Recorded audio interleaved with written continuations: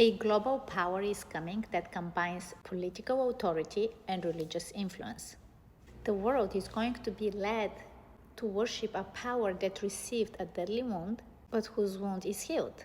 This suggests that the final crisis does not introduce something entirely new. It presents a revival of a system that has already played a major role in history. So, what power is Revelation describing, and where have we seen it before? The reason why I'm looking at the book of Daniel is because in order for us to understand our present and our future, we have to understand the past. In Daniel 2 and 7, we saw the prediction of 4 empires that were still to come during Daniel's time.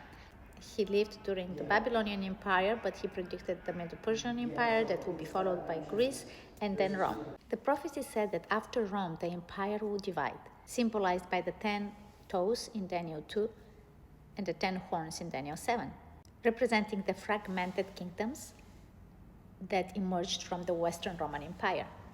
And among those divisions arises another power, the little horn. But that power exercises religious and political influences. The little horn comes after Rome.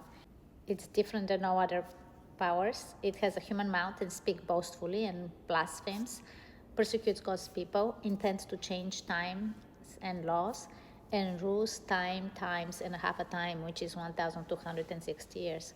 So who is that little horn? Who is that political religious power? There are 3 main views on that, and I'll start with the historicist view. The historicist interpretation of who this little horn is the oldest interpretation. It started from the 2nd to 4th century.